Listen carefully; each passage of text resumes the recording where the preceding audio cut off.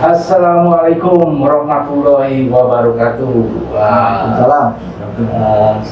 selamat sore, Bin. Wah, ini teman kita yang udah lama ada kita ngopi-ngopi sore ya. Oh iya, kita ingin membahas ini, Bin, terkait tentang saya dapat datanya terkait dengan refleksi kemarin ya, refleksi 5 tahun Pak Anies. Nanti kan 16 Oktober ini dia akan segera segera berakhir ya. Udah berakhir ya. Ya, ini saya mendapatkan sebuah data yang cukup menarik nih. Selama ini nih kita lihat aja wah kota Jakarta kota Jakarta menarik banget kelihatannya. Banyak berapa daerah teman-teman bilang, "Woi, Jakarta kayak seperti Amerika, woi, keren gitu." Tetapi kita juga harus gali juga nih, apa penyebab tuh terjadi sebuah perubahan ya. Ternyata ada sebuah data gitu ya. Artinya Jakarta itu punya target juga, yaitu di dalam program MDGs ya, Millennium Development Goal, yang di mana ranahnya itu ada persoalan batas atau target yang harus diukur ya, dari mulai kemiskinan, terus menangani kelaparan, pendidikan, diskriminasi dan kesehatan, pengendali penyakit. Kalau nggak 17 ya, ya 17 klaster atau profesi yang sudah hampir dicapai Pak Anies nih sebagai Gubernur DKI Jakarta. Tapi menarik sekali nih kan, selama ini kita hanya meraba-raba secara visual nih. Tetapi datanya ada ternyata. Wah, ini menarik. Oke, sorry, kita di podcast ini akan membahas, membedah ya, terkait dengan MDGs ya, capaian yang sudah dicapai oleh Pak Anies sebagai Gubernur DKI. Luar biasa ini. Kita melihat ada sebuah tren dan perubahan ya yang terjadi.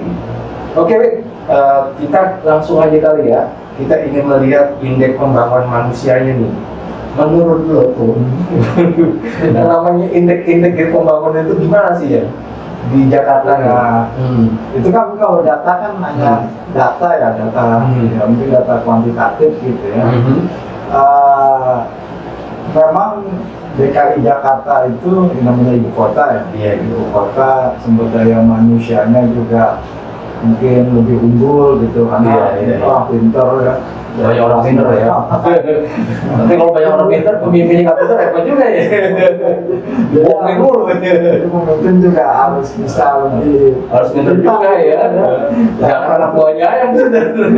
Untuk masyarakatnya gitu. Nah, ini kan ibu kota yang memang semua orang banyak yang datang ke Jakarta. Nah, maka dengan IPM ya, indeks pembangunan manusianya.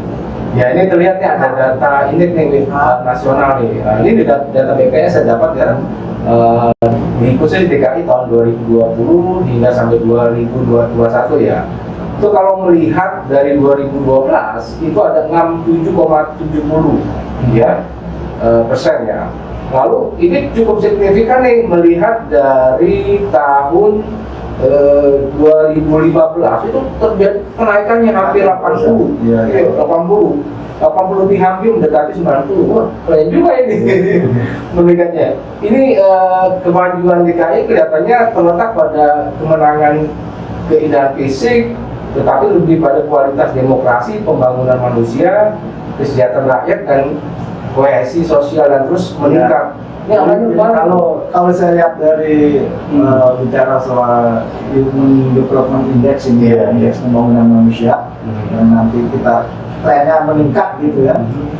Sebenarnya lihat dulu dari misalnya kalau bicara soal IPM tadi, indeks pembangunan manusia, lihat dari faktor kesehatan, dan pendidikan. Itu kedua hal yang sangat penting. Kalau di DKI kan, kalau pendidikan ya kita tahu sendiri lah, pendidikan di DKI ya tadi saya bilang karena ibu kota ya lebih bagus ya, lebih bagus. Kemudian akses buat mencari ilmu pengetahuan juga cepat ya. Ya semua orang bisa ya masuk di DKI. Mungkin kalau di daerah pedalaman atau di luar Jakarta agak susah kan. Nah makanya anak-anak sekolah di DKI mungkin bisa bersaing ya. Artinya bukan bisa bersaing, barangkali untuk daerah di luar DKI barangkali sulit ya untuk menyaingi anak-anak pendidik anak-anak yang sekolah di DKI ini. Gitu. Nah, jadi memang itu relatif lebih bagus dan lebih maju. Tetapi juga harus diingat bagaimana komitmen dari kepala daerahnya. Gitu, ya. Ibu kota, tapi kalau komitmen kepala daerahnya nggak bagus terhadap pendidikan dan nggak bagus juga. Gitu. Ini komitmen nih sudah ditunjuk oleh ibu kota, tapi komitmennya harus kuat. Pintar bukan pintar. Nah, itu kota-kota mungkin karena Bang Anies ini dulu menteri ya pendidikan, mungkin jauh lebih mengerti, lebih paham ya, lebih tahu ya membangun dunia pendidikan, karena nanti berkaitan dengan IPM ini. Nah, jadi kalau kita lihat kan ya dari infrastruktur sekolah di DKI ya bagus lah ya, sekolah juga dibangun. Ya, sekarang sekolah SD ya, SD aja semuanya bagus ya secara infrastruktur. Bagus lah ya, bahkan kalau saya lihat gedungnya bertingkat semua tuh. Nggak seperti kita dulu ya. Bocor. Invest dulu ya, banjiran. Kalau sekarang kita lihat bagus ya. Nah, sudah kayak seperti di luar ya. SD, pertama SD pendidikan yang sangat dasar, apalagi SMP, SMA. Lalu kemudian jangan dilupa kartu Jakarta Pintar plus. Nah, itu juga kan sebagai salah satu bentuk perwujudan kepedulian pemimpin terhadap rakyatnya, terutama untuk bidang pendidikan. Bagaimana pemenuhan untuk pendidikan anak ini benar diperhatikan. Dan saya dengar itu juga KJP bisa dipakai bukan hanya buat membeli keperluan sekolah, tapi juga buat beli daging gitu. Nah, mungkin itu penting juga ya, karena terkait dengan faktor kesehatan tadi. Nah, nanti ada dua hal tuh untuk kita lihat, faktor pendidikan dan faktor kesehatan. Nah, itu harus harus diperhatikan juga gitu. Nah, tadi kita bicara soal pendidikan, tadi belum kesehatan, tapi KJP Plus yang menariknya itu bisa dipakai buat beli daging, misalnya kebutuhan pangan gitu ya. Karena asupan daging itu juga perlu juga ya, supaya lebih kuat lah gitu ya. Atau mungkin juga susu gitu ya, anak-anak mungkin beli susu. Nah, ini mungkin saya pikir ini sesuatu yang memang perlu terus dipertahankan gitu ya, supaya anak-anak juga di samping dia punya fasilitas pendidikan yang lengkap, tapi juga ditunjang dengan pangan yang baik gitu ya, konsumsi pangan yang baik. Jadi gitu. Nah, jadi KJP Plus itu, nah plusnya di sini mungkin itu yang mungkin bisa dijadikan ukuran bahwa memang kalau udah seperti itu emang harusnya meningkat gitu ya, nah buktinya kan meningkat gitu ya, kayak gitu. Nah, jadi itu terobosan-terobosan atau barangkali nanti kedepannya bisa bisa dipertahankan ya, kalau bisa ya jangan dihilangkan tapi dipertahankan. Jangan turun nilainya itu ya.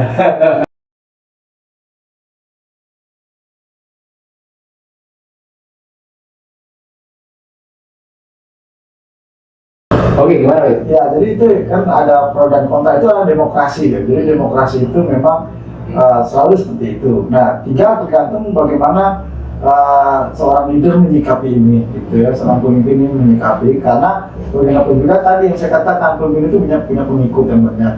Nah, kalau dia punya emotional question yang baik, yang bagus, nah itu dia akan bisa meredam ini. Artinya supaya tidak gaduh terus dan ada kedewasaan. Nah, jadi seorang pemimpin itu tidak hanya mengandalkan IQ, tapi juga emotional question itu yang sangat penting banget. Emotional question itu dia tidak emosi gitu ya, dia bisa mengendalikan emosinya dan dia tahu bagaimana caranya mengatasi ini semua. Jadi begitu, jangan dikit-dikit misalnya ada orang mengkritik, menghina, lapor, ditangkap, dikit-dikit lapor ya.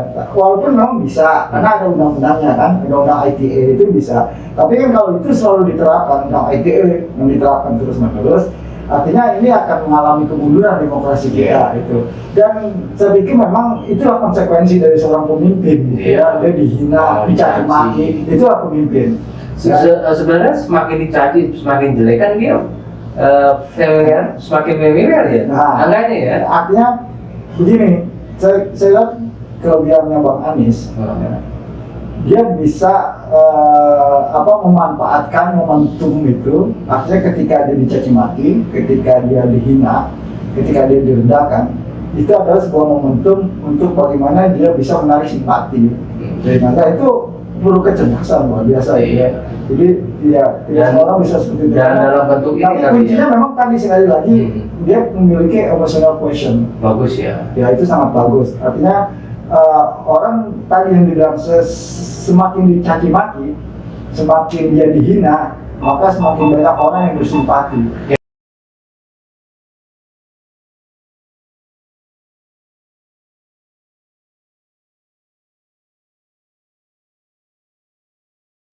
Oke, Wit, kita ke persoalan baru tentang tingkat kemiskinan ya. Kalau melihat ada data yang luar biasa nih, Wit, ya 2000 dari Badan Pusat Statistik menjelaskan. Tadi kalau kita tinjau dari indeks dan demokrasi, terus kemiskinan DKI itu kalau nggak salah 3,42%, 2015 terendah tuh di 2012. Lalu ada inovasi yang dilakukan sama Pemprov DKI tentang kebijakan strategi inovasi dengan gerakan kolaborasi skema perlindungan sosial, inklusif dan insentif dan di sektor real dan pemberdayaan UKM, fasilitas terhadap inovasi kalangan pemerintah, pengendalian inflasi. Ini yang mengakibatkan angkanya meningkat gitu. Terus dengan perubahan tersebut yang lo bisa lo lihat gimana situasi kemiskinan di Jakarta ini? Ya memang di Jakarta itu kita akui masih banyak ya orang miskin masih banyak. Cuma kan ini yang jadi persoalan ada gap antara yang miskin dan yang kaya terlalu lebar. Jadi di Jakarta itu mau cari orang yang kaya dan sangat kaya ada. Ada. Miskin dan yang sangat miskin juga ada. Dari semua yang tadi yang kita bahas ya, kita diskusikan tentang dari melihat indeks dan demokrasi dan kemiskinan. Dari 3 gambaran itu yang lo lihat mungkin bisa menjadi referensi buat saudara-saudara kita nih di luar sana, apa yang lo lihat? Ya artinya bahwa kemimpinan Bang Anies itu di Jakarta menjadi kan kota Jakarta menjadi lebih baik. Terlihat tadi dari indeks pembangunan manusianya, kemudian apalagi indeks demokrasinya itu bahkan melampaui nasional. Lalu kemudian juga tingkat kemiskinan walaupun mungkin ada tapi kan bisa diminimalisir, bahkan bisa ditekan gitu ya, dengan berbagai macam bantuan, berbagai macam subsidi yang diberikan oleh Pemprov DKI. Kita memang membutuhkan seorang pemimpin yang karakter Anies ini bisa diterima gitu ya. Artinya bisa diterima dalam arti bahwa Bang Anies itu memiliki tidak hanya IQ tapi juga emotional quotient-nya juga sangat baik. Kemudian dalam pembangunan itu kan memang diperlukan keharmonisannya di dalam masyarakat, tidak gaduh, sehingga nanti pembangunan juga tetap berjalan walaupun diganggu sana sini. Ya tadi ada kritikan, mungkin cacian juga, makian, tapi kan itu tidak ditanggapi secara berlebihan gitu. Karena itu bagian dari demokrasi dan Anies itu mengerti banget di situ, mengerti banget, paham tentang demokrasi, sehingga tidak ada yang melaporkan kan, tidak dilaporkan juga gitu. Artinya ya itulah konsekuensi dari demokrasi, dari seorang pemimpin yang berani dikritik, bahkan berani dicaci maki, ditanggapi dengan cara yang ya santai saja gitu ya, tersenyum, lalu kemudian juga ya yang penting fokus dalam melakukan kerja dan harmonisasi di masyarakat juga. Dan gagasannya dan narasi dan karyanya berjalan. Itu akhirnya apa? Akhirnya dia fokus dengan pekerjaannya dan pembangunan juga kan berjalan dengan baik, terbukti kan, artinya semuanya bisa meningkat gitu kan. Yang tadi kita bahas tadi kan, IPM, indeks pembangunan manusianya, indeks demokrasinya, kemiskinannya, itu semuanya bisa dikelola dengan baik. Oke semua, tadi kita sudah hampir lebih dari 30 menit membahas ya terkait dengan indeks dan demokrasi, bagaimana situasi tentang kemiskinan di Jakarta. Artinya diskusi ini ya kita hanya bersifat untuk mencoba menganalisis ya dan melihat dari apa yang telah terjadi sebuah perubahan lalu ditambah dengan referensi sebuah data yang dikeluarkan oleh negara ini. Artinya siapa saja nggak boleh nih mengamatinya.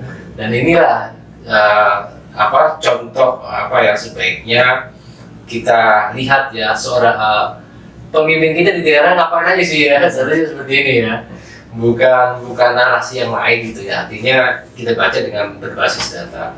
Mungkin itu yang bisa kami sampaikan. Mudah-mudahan podcast kali ini bisa menjadikan sebuah pencerahan, bisa terlihat seorang pemimpin yang memiliki gagasan, narasi dan karya nyata yang sudah kita bisa lihat. Lah inilah datanya kita bedah ya. Nanti di series kedua akan kita bahas masih isu yang dua ya. Masih 17 pencapaian MDGs yang kiranya akan kita bedah untuk melihat sejauh mana sih Bang Anies ini ya untuk ke depannya.